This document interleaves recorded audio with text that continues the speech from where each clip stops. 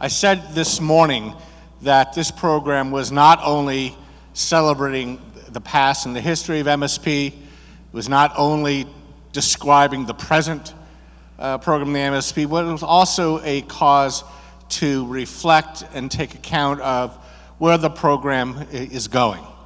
No institution, no social institution remains static, certainly not over 50 years. There are new challenges, there are new circumstances. So throughout this past year, in preparation for the 50th anniversary, we have been trying to take stock of where MSP is going for the future and how it's going to serve future generations, both of Rutgers law students, the legal profession, and the public.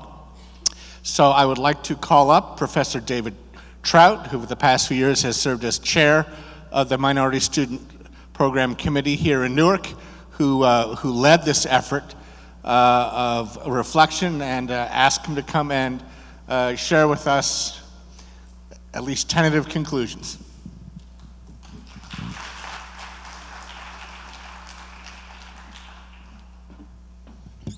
Thank you, Ron. Thank you all for hanging in there on the second most beautiful day of the year, when you could easily be outside sunning yourself for a change as you get ready. Maybe a cat nap is a good idea before we start dancing this evening. But before I give you the results of this process, I want to take the podium opportunity to just share that this is the 20th anniversary of a book I wrote called The Monkey Suit. And I normally would not plug a book of mine in front of a room of colleagues, but I was so moved by many of the accounts of the speakers on stage, as well as some of you. The story, The Monkey Suit, is really my attempt, sort of as I left corporate law, to try to discuss exactly the complexity of feelings that alienated lawyers of color experienced in large law firms, and it was based on an actual lawsuit and then fictionalized. So I'd like to put it up on the Climb website, and maybe we can distribute it, because I think that we rarely see ourselves in fiction, and that was the point of that story. Anyway, so on to this committee. So for actually the last almost 2 years, I have chaired the Minority Student Program Faculty Committee, and we decided it was time to do a review of the program, and that review intensified as we moved toward this 50th anniversary. But we really hadn't had a chance to take stock among so many different constituencies of just how well the program functioned, what it meant to people, how it might be improved, how we might think of it slightly differently in today's terms than in the respective terms of the different classes who had experienced it as an admissions program, as a post-admissions program, under Bakke, under Grutter. And so we endeavored to find out through a variety of means just where you all really were on it and how we could improve it.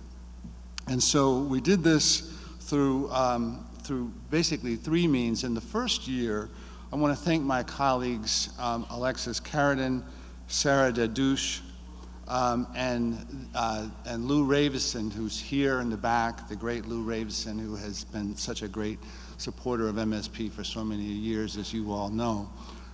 What we began to do was to sit down with various folks within the law school, primarily with students, and to get a sense of their understanding of MSP if they were not MSP students, or their understanding of the mission if they were MSP students, and to take careful notes about their experiences. We also eventually interviewed Dean Bravo Weber, and she was very gracious with her time in helping to educate us about the program's current activities and her perspectives as its leader.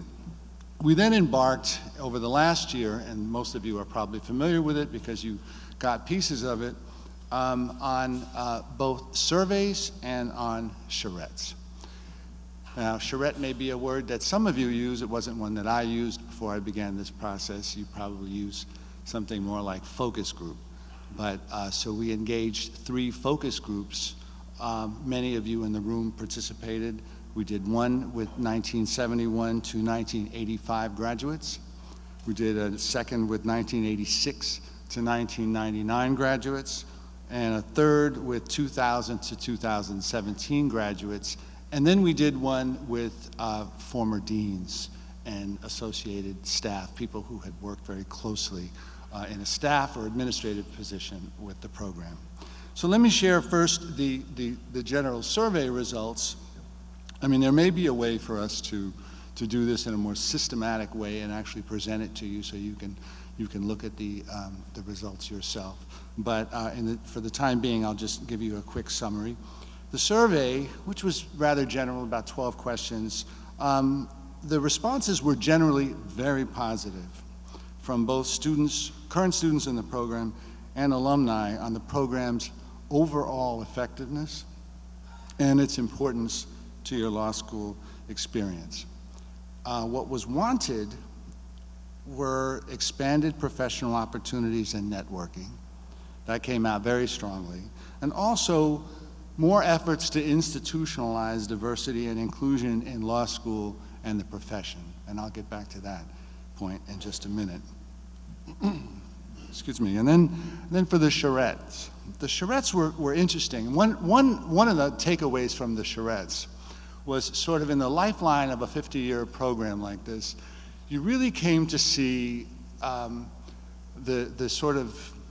trajectory of opportunity and how that affected students' incoming aspirations as a lawyer and their outgoing aspirations as a lawyer.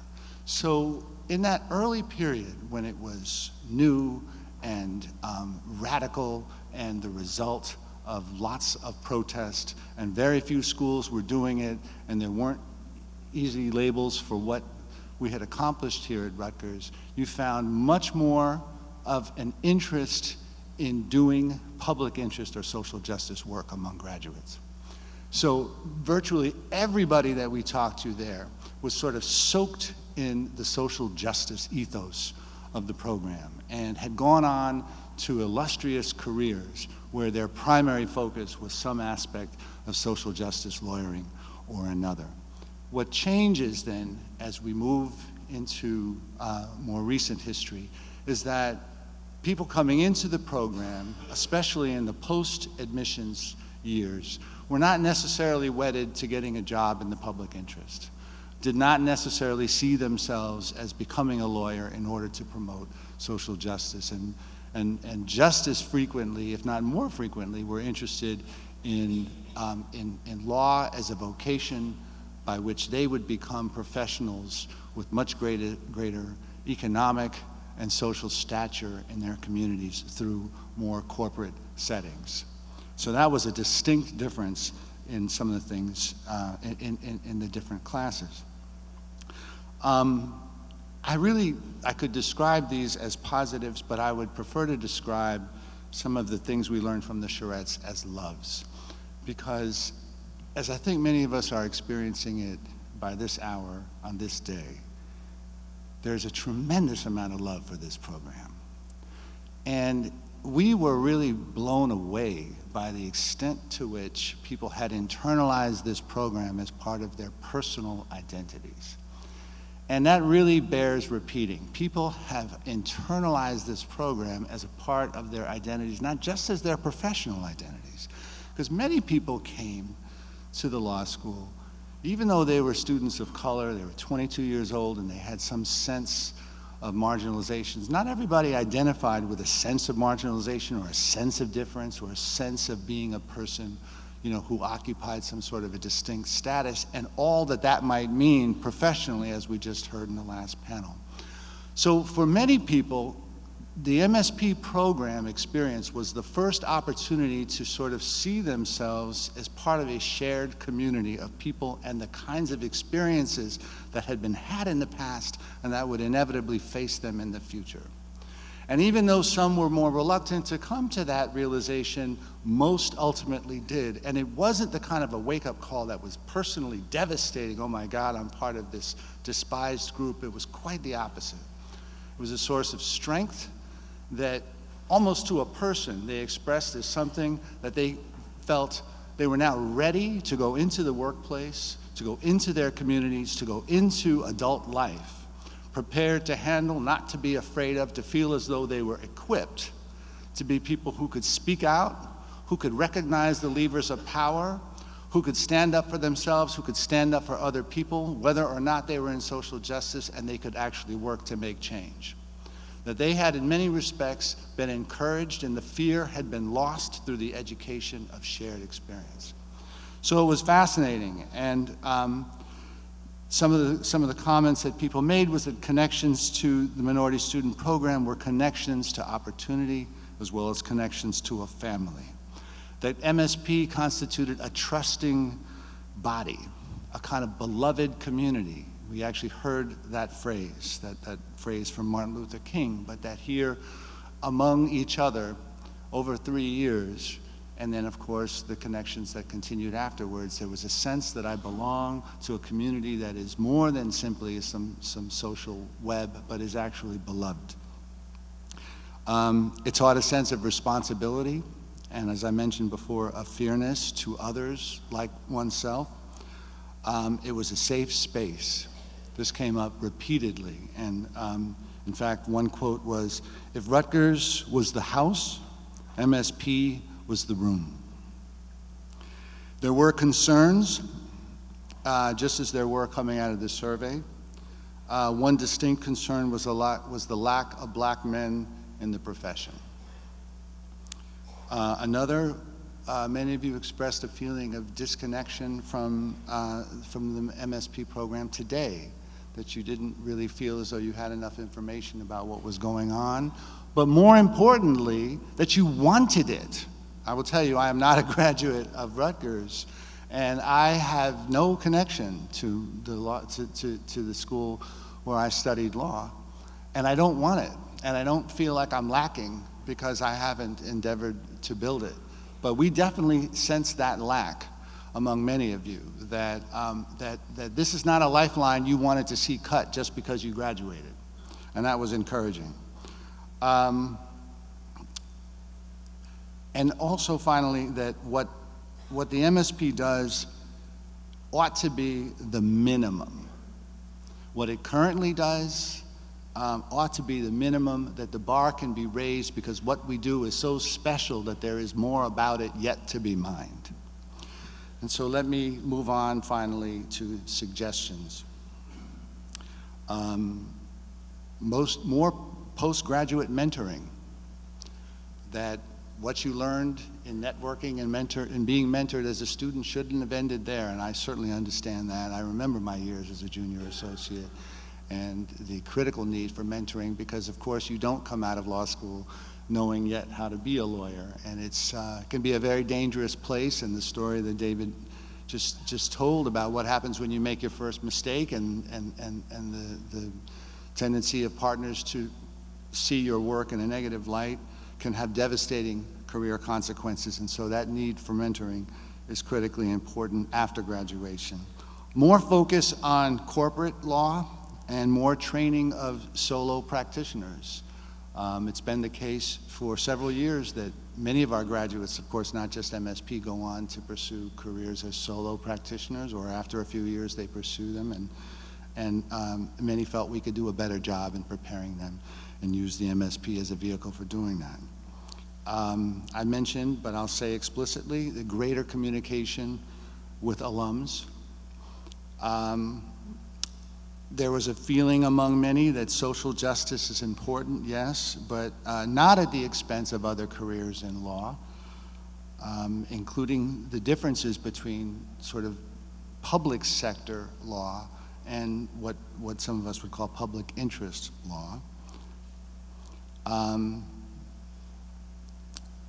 Many expressed a desire to learn the skill of how to defend the MSP, which I thought was very interesting. That, quiet as it's kept, there is not only love for the MSP in the law school, and certainly not for programs like it outside the law school. We're familiar with that hostility, As a general matter, we may not be particularly familiar with some of the depths of that feeling. But in order to get to the depths of that feeling and to overcome the feeling, we heard many people express a desire to learn how to engage that feeling and to defend the program against its political consequences. That we could do a better job of helping people speak up for what this is and trying to bring others into it. And in that vein, we heard several suggestions about more facilitated discussions with the rest of the student body, that MSP need not remain just that tight-knit, beloved community unto itself, but actually has a lot to share and can bring others in, that there should be more programming inclusive of the rest of the student body, and that MSP can and should be more of an ambassador to the bar in general and to other law schools. And that's come up in a lot of the faculty discussions as well, and I might note a few more people here in the faculty who have been very helpful. I see Bernie Bell in the audience. I know Steve Gold was very helpful with suggestions. And trying to figure out how to do that what we have here is so special and it's so difficult to achieve or to sustain for so long that it's important to think about ways to make what we have, to become leaders, not just in sustaining what we've done here, but to help others to create the same thing. There was a desire for more contact with other faculty who may not be on the committee, faculty who may not always have been associated with MSP.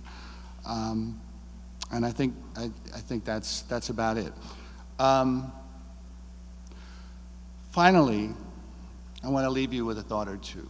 Having spent so much time thinking about the program and having been such a champion of the program, the MSP was personally one of the strong reasons for my coming to Rutgers 22 years ago. It has been a beloved community for me. It has really made me come to work every day with a much greater sense of purpose. And so I am incredibly indebted to this program and to so many of you in the room for making this program what it is. I want to see it continue to grow. And there's a tendency in the age of Trump to talk about normalization. And we talk mostly about the normalization of ugly behavior and how it's changing our norms in so many different important areas of our lives.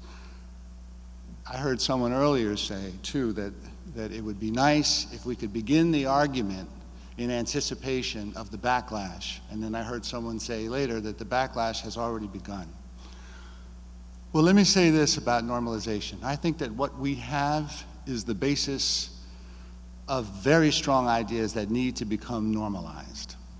I don't think that we lack for terrific ideas about how to do diversity, inclusion, and opportunity. I don't sense from any of you the kind of self-consciousness or intellectual insecurity of people who feel like they are visiting opportunity for the first time. I feel like I am standing before a group of people who know damn well this is theirs. And it is that sense of purpose and that strength of being that I would like to see us use to embolden our communication of these ideas so that they can be executed in practice on a normal basis in more places than just this.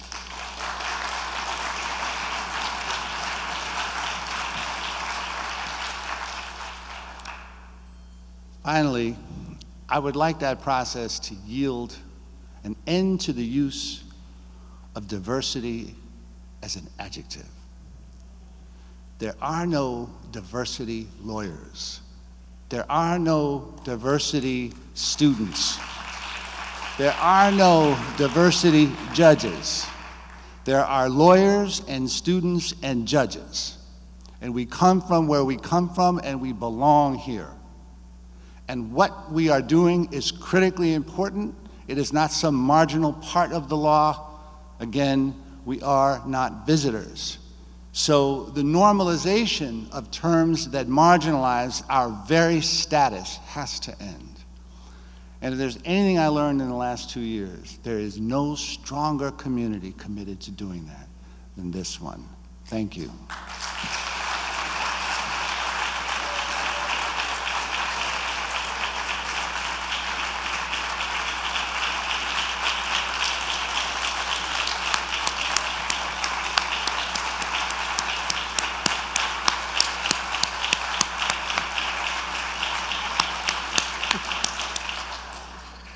Thank you, David. It's really difficult to think of words that so eloquently and perfectly express and summarize what each of us shares in the MSP program, and certainly what we have tried to describe today. This is, I will not fault anyone for expressing some relief, this is the end of the day program. And I know it's been a long day for those of you who were with us from the beginning. Let me say, in planning this event, we thought long and hard. It would have been quite easy and perhaps traditional to simply plan a celebratory event.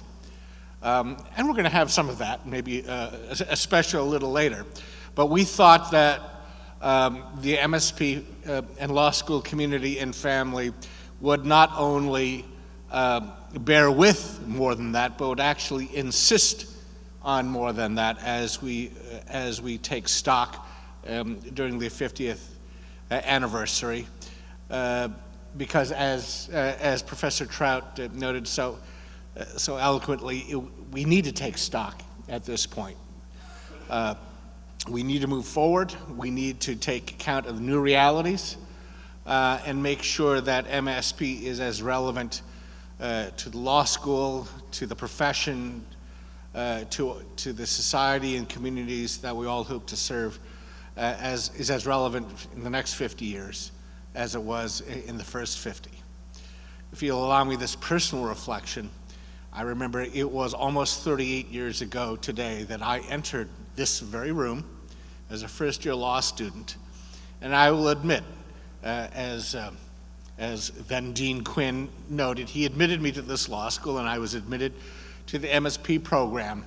But I will admit, I don't know if I admitted them. When I entered the door the first time, I didn't really know what that meant. I'd read the description of what MSP was, but really didn't have my head wrapped around about what that meant. If you would have told me now, told me then what I know now of how much MSP has basically defined my professional life from that time in the fall of 1980 to now, I probably would have been shocked. And it is, in fact, a community. And it became my professional family from the day I walked in until this day, and probably until they cart me off to the great courtroom in the sky. It will be so much a defining element of what makes me the lawyer, at least the lawyer I hope to be.